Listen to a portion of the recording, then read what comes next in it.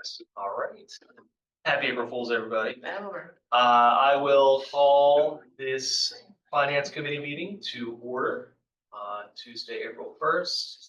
And we'll begin with a roll call, starting with Mr. Burdell Williams. Charles Burdell Williams, present. Ross Whiting, present. Jennifer Wellman, present. Robin Murphy, present. Daniel Schultz, present. The first item of business is Mia Blitzstein, present.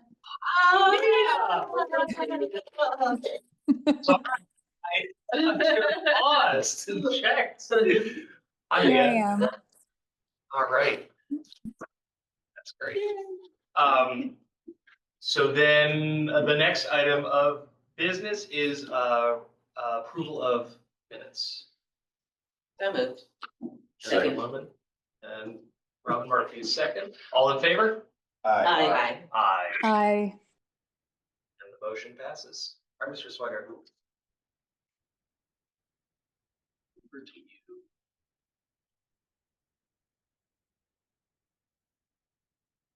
There we go. All clean. All right, this makes it a little bigger. And as we get further in the presentation, you'll appreciate that it's a bigger screen. All right, so tonight, as usual, we'll look at the interim financial statements for the district through the end of March to get an idea of where we're at and how we're progressing through the school year. I was hoping to have an audit report for tonight, at least a draft audit report. I do not. Next month is May, and we have to talk about the budget, and that's going to be a much bigger conversation. I don't want to bog down by the audits. We're going to talk about the audit tonight, and hopefully have a quick refresher on in May about the audit results. And then last item on the agenda is to talk about the legislative items for the 8th legislative meeting.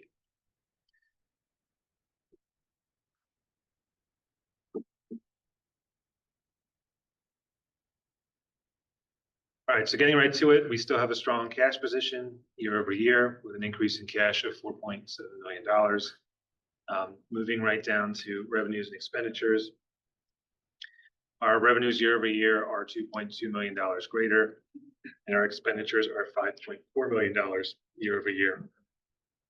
A net change in structural balance of a negative $3.2 million. This is a trend that we've been seeing all year, highlighting it again tonight.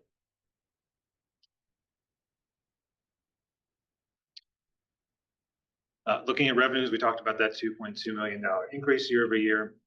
Our $1.7 million increase in local sources is driven by real estate taxes, state sources. We are seeing it.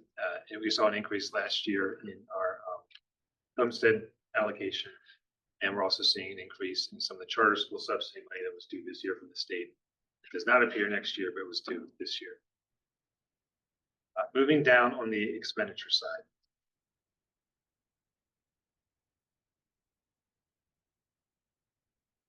We're still doing okay within the parameters of our budget in terms of staffing and wages. The wage increase driven in our regular programs is driven by CEA salaries, teacher salaries, contract settlement, and number of positions in the district. On the special ed side, we talked about we had the influx of students we had of students with additional supports, and about how we had increased the number of students placed outside of district due to those physical needs and mental needs. Just for some context of the $1.8 million increase year over year, $800,000 of that is attributed to placements in approved private schools and private facilities for students that were unable to educate in-house. We went from 56 students last year to 63 students this year that are placed outside facilities. So that's driving a lot of this cost. The cost is not unique to Cheltenham. That is a pretty consistent trend across all school districts in our area. A local school district, which will remain unnamed, that is of similar size and a very similar geographical distance to us, saw a $2 million increase in their special ed placements. So I don't know what's driving the trend, but it seems to be something that's happening quite a bit in surrounding districts.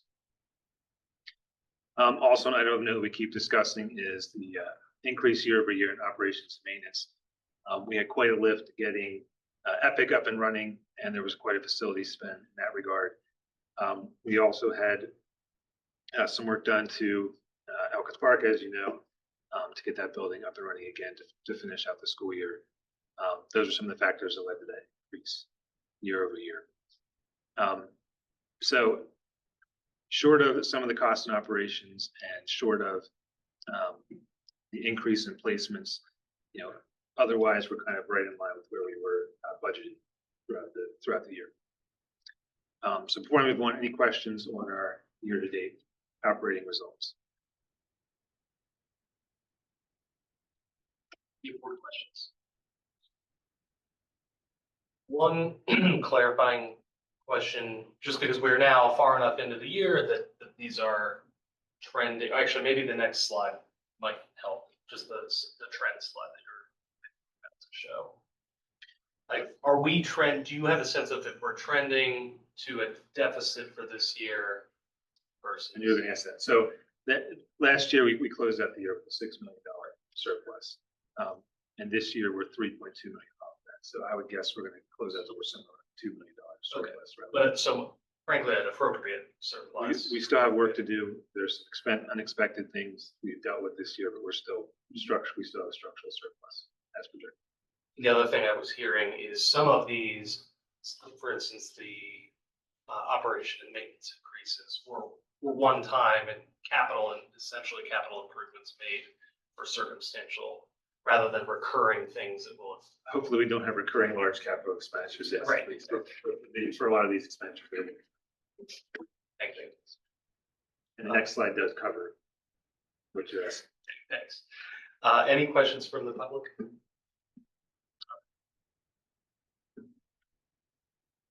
I'm sorry, next topic covers what you're asking. So we're still headed towards a structural surplus for the end of 24-25 school year. This trend now that we are in through the end of March, we have a lot of historical local tax revenue trend that we can compare year over year. Now we're starting to see some stability. As noted, our real estate tax revenue matches tax increase from last year. It's always good to see an increase in earned income taxes. That means we have a strong tax base, strong wage earning tax base, and increase in that regard as well. Transfer taxes indicate that there's still a lively real estate tax market, and year over year we're seeing an increase in real estate transfer taxes. So that's a good sign that the economy is still moving in the local area, and our delinquent tax collection is up as well, which is also a good sign. Our investment earnings are down, but that is because the prime rate dropped % year over year, so that's anticipated.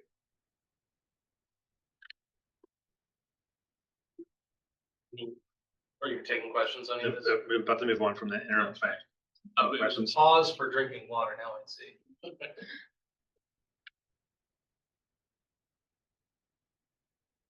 Right, no other questions. I'll move on to the highlight of the audit. So as you all know, we are required as a school district by law to be audited by independent local auditing or national auditing firm every year.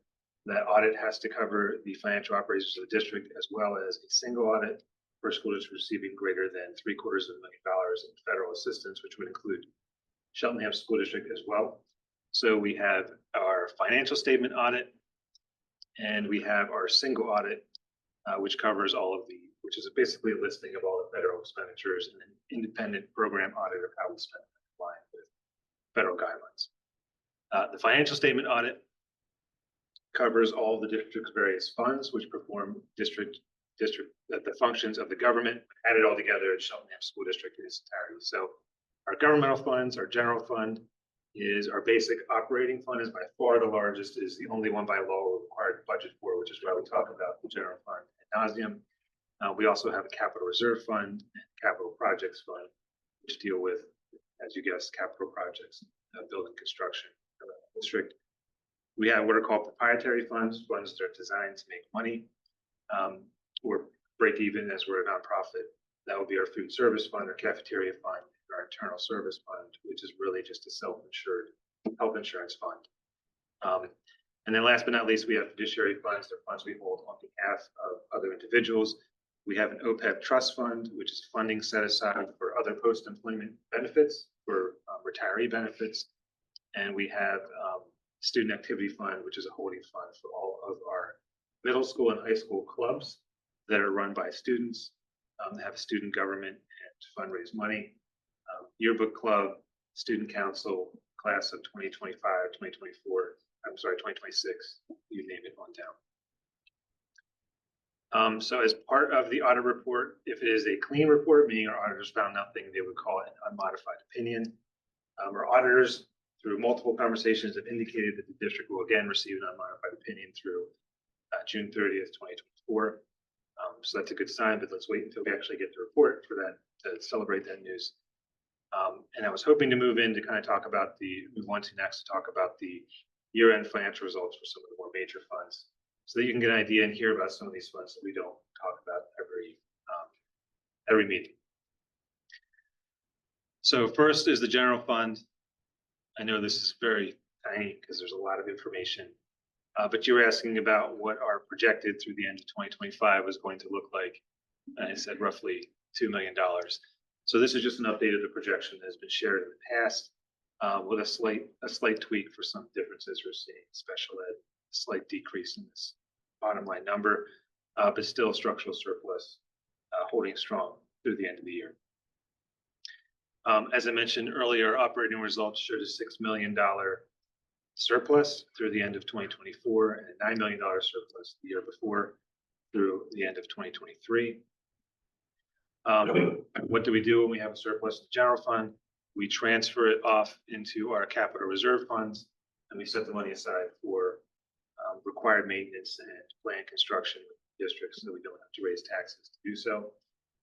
Our goal is to try and break even every year, but in the past, if you recall, we had some years where we had some favorable assessments and some favorable operating circumstances, which led to the surpluses and small tax increases as a result.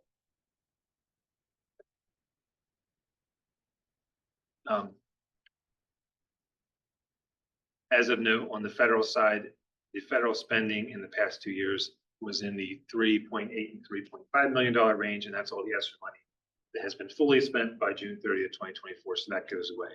So this $1.4 million just reflects a return to normalcy in terms of the federal funding we received in the past before the pandemic. Any questions on this, on the general fund, quote unquote audit statement before I move on to other ones? More questions? Any questions from the public? All right, the capital project fund is very simple. We spend money on building projects by collecting bond money and spending it out of the capital projects fund. As I mentioned earlier, when we have a surplus, it comes in as a fund transfer. It goes to the capital reserve fund. That's the difference between capital projects and capital reserve. Capital projects are funded by bonds. Capital reserve is funded by the general fund. Our local revenue of $400,000 annually appearing in our statement is from interest earned upon the fund itself, not from any sort of special activity. But as you can imagine, we invest this as aggressively as possible to earn as much money as it's sitting aside. And you can see that amount of money funds a project in and of itself. The expenditures incurred in the past 2 years include the high school fire alarm replacement was paid out of this fund. And we had some bond money left over from Cedar Brook and a couple of settlements for some of the larger contracts at Cedar Brook. And this fund was used to pay for that as well. We also started paying for some of the stadium design out of this fund in the past 2 years. And that makes up the part of the $4.3 million spent through this. At the end of the year, at the end of last year, we had approximately $22 million sitting in the cap reserve and capital projects. Questions on this fund? One clarifying question. The revenues of interest here are distinct from the interest revenues we usually hear about, correct? This is its own fund with its own separate nearly $500,000 of revenue. Yes, last year the general fund generated approximately $3.7 million in interest income. This fund on its own generated $400,000. Mr. Burdell Williams. Yeah, also a clarifying question. Is there guidance or guidance around what is a healthy fund balance in the capital projects fund in comparison to another metric, whether it's overall annual budget. So I would call this healthy, a very healthy capital project fund. You want your capital project fund is funded by bonds. It's supposed to be money in, money out. Becomes zero. Capital reserve is supposed to sit around and take care of any significant repairs that kind of come down like you weren't expecting. Like let's say we have a major mechanical failure, you have to replace a boiler. You go to your cap reserve rather than pull it out of your job to pay for something one-off large expenses. So I think as a healthy, like in a normal year, a couple $1 million fund balance in cap reserve would be.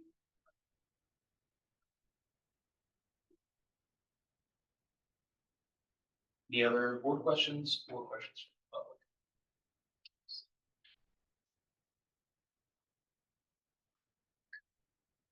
All right, the next category is the food service fund. So at the top of the food service fund, you can see we have $700,000 in operating revenue. This is lunch revenue charged to students. Then immediately we have operating expenses, purchase services and food and labor, supplies, depreciation on equipment. Last year we had to write off a large percentage of uncollectible accounts that were left over from years prior. All in all, with the money we collect from students and what we spend for food service, we run an operating loss of $1.9 million in 2024 and $1.7 million in 2023.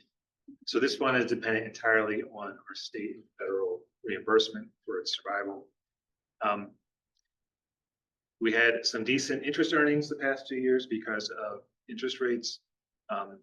We had an increase in state source revenue because of the free breakfast program and the breakfast in the classroom program pushed by our food service vendor, which has been very successful in getting meals to students. And the federal government last year increased the amount of donated commodities. So that would be, rather than financial assistance of food products directly to the school district that are immediately spent. So all in all, for the year ended June 30th, 2023, we had an operating surplus in the food service fund of $152,000. And last year we had an operating surplus of $187,000, which is pretty high for the food service fund, but we also received some supply chain assistance the past 2 years of roughly about $100,000 apiece. Had we not received that money in 2023 and had we written off some of these bad debts, we not the greatest year in food service in 2023. So obviously it's something we're cognizant of, trying to find ways to increase food service sales and decrease costs. So all in all, as of June 30th, 2024, we had an end of year fund balance of $1 million in our food service fund. Any questions on the food service fund? Dr. White? I know nothing about the food service fund, preface that. So the goal is to have, what do we do with $1 million in the food service fund? Is this kind of like a cushion for when we have unexpected expenditures? That is correct. So for instance, right now we have 2 steamers we have to replace at about $40,000 a piece. If we had to do that in a bad year, that could push us into the negative. So we just invested back in it. Right. So this is like, we're thinking about changing the structure of EP. We may need equipment for that. So this would be the place where we would dip into to service the, okay. That is correct. Yeah. And we have a nice cushion right now of $1 million. Has to stay in the food service. Yeah. Right. Can't leave unless it's for Food service. Yeah. And because we run the National School Lunch Program, any sort of large capital purchase has to be pre-approved by the state. So this is all very heavily state regulated. Yeah. Okay, thank you. I feel like I should put more pictures in the. Steamer. This is an accountant's dream. I have a question around, this is not to be answered now because it's related to food services, and that's other metrics outside of just what we're earning from charges for services. I'm curious, if we keep track of how many lunches are being bought, how many, of those kinds of things in terms of continuous improvement, what is the kind of data around food services that we monitor, or if we rely on our vendor to focus on that. So we drive the operation of food service. For those of you in the high school, you noticed last year we put in additional menu monitors to try and encourage students to eat our meals and to try and help with line length.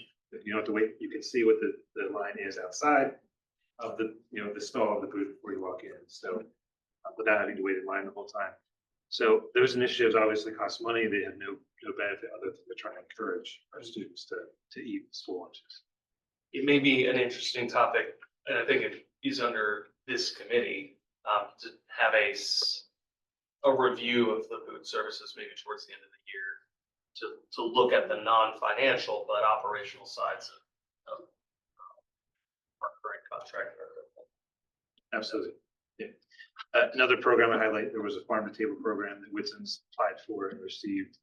And through that, they used the handout the alternative fruits and vegetables to students to expose them to new types of fruits and vegetables. I believe that was one of the recently terminated programs of the federal government. That was something in the past that they had taken advantage of. So certainly there's an aspect of trying to encourage healthy lifestyles and healthy choices for our students. Thank you. Questions from the public? Yes. I do have a question. The current food. And actually, since we are in a new committee meeting, you do have. My apologies. You're good. Here, not I reside in Oakland Park. The current food service vendor that's in the high school, is that a year-to-year contract, or how long of a contract are we on with them? So we have a financial contract that expands 5 years and an annual renewal, where we could move on from the current vendor, and then we have to renegotiate a financial contract. So I'm sure some people have seen this, but I don't know if this has been discussed, or we've talked to the kids in the school about how they enjoy the food in the high school. I think if you talk to 5 kids, 3 of them will tell you they don't eat it. 2 of them don't care what they eat, so they'll eat it anyway. But I'm not sure if it's ever been talked about or considered. I've seen some high schools where they've brought in either fast food chains or branded food options to put in their high school for kids to buy their lunch. And I'm assuming those restaurants are renting that space to sell the food. I don't know if it's ever been a topic discussed in our district, but I have seen that growing in popularity in some districts like in the Southwest and the West Coast. So I don't know if we've talked about it here, but there's one school in Texas that has like a Jimmy John's and a Sonic and 3 other fast food places that the kids seem to like and they go to for their lunch. So I don't know if that's something that will offset the cost for the district if they had to pay for the space, or if that's an option to move towards, not now, but let's say 5 years in the line, you decide to do that. That would be more cost efficient. So we operate under the National School Lunch Program, which means all the food we serve has to have certain nutritional components if we want to use the program. And as you can see up here, with this, our program is 100% dependent on federal funding, where it completely folds. So to bring in an outside vendor means we would not be meeting those nutritional requirements, and we would not qualify for any federal funding. So we're kind of dependent on what we serve. We could look at bringing in some fast food options that, because I believe it or not, there are some fast food options that meet the National School Lunch Program requirements. When we do that, it tends to have a lower operating profit, and those items tend to have a higher sodium content, which then in turn drives down the sodium content of other menu offerings and makes them even less popular. So there's certainly a balancing act to kind of make it all work. Okay, thank you. Thank you. Any questions on food service? All right, and the last item is the Student Activities Fund. So anytime you see a fundraiser, most times you see a fundraiser at the high school, or the yearbook club raises money for yearbooks, or the ski club raises money for a ski trip, All that money goes to a separate bank account and is maintained by the district, who is its fiduciary. All we do is track it and push it out for whatever purchases they request with their signature, not ours. So if you ever wonder what happens to that money, it sits in a bank account, and we perform the administrative back end for free for the students' benefits so they can carry out their activities. And the total of that fund, it's technically, we call it a liability. This is what we owe to students, is $168,000. And there's a floating amount of $24,000, which is accumulated interest, which at this point we need to come up with some method to even push that through the different clubs. So there's like 40 clubs, so it's going to be whoever that gets assigned to, they're not going to be happy with me. It's going to be a large geometry. Any questions on the student activities? Mia, you have a question? Me- Yes, thank you. My question is, so the kids who are in clubs and doing fundraising have access to the funds they've raised, obviously. Is there a way for kids who form groups who are doing kind of like um special day programs that they've come up with themselves that benefits the whole student body? Is there a way for them to petition for any of those interest funds to like submit almost a grant request? So the interest is earned off of the balances that are already in the account. So they're earned off of the club's money themselves. So I would say that the proper accounting interest is to give it back to the average balances held by the clubs themselves, since it's Got technically it. earned off of them, their money. Okay. Thank you. Thank you, Ms. Blitzstein. Any other questions? Any questions from the public?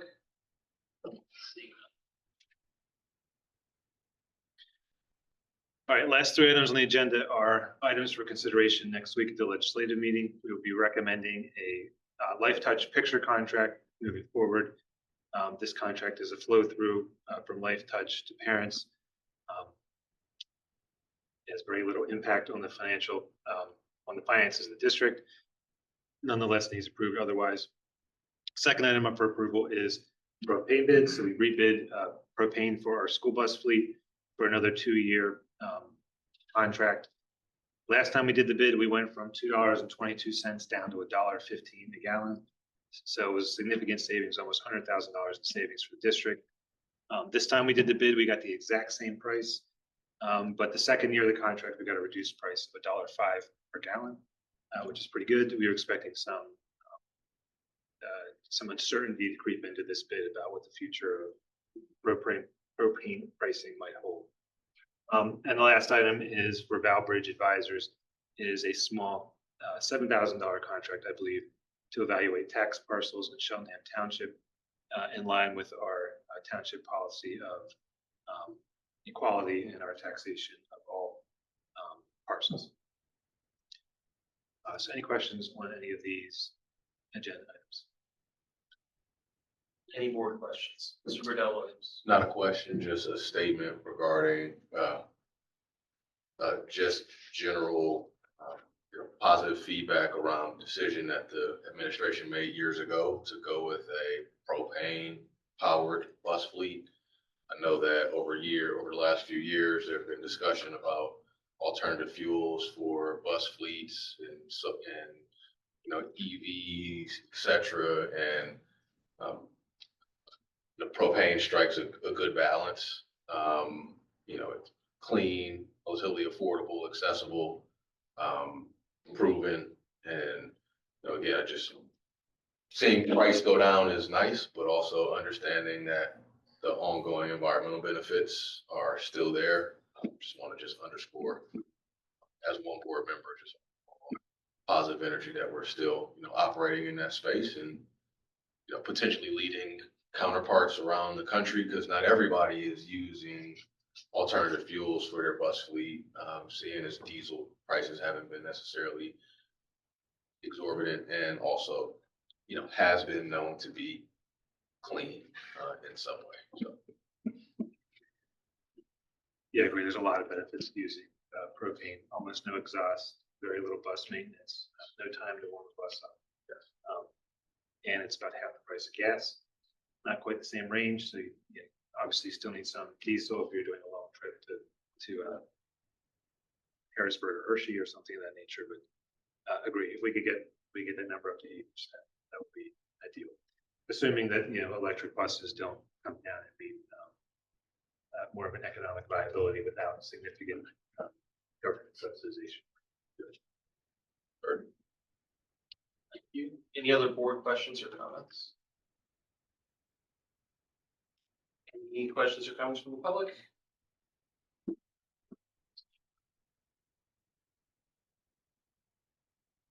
The question, that's it. I will entertain a motion to adjourn. So moved. Second. Thank you. All in favor? Aye. Aye. Aye. Wow, such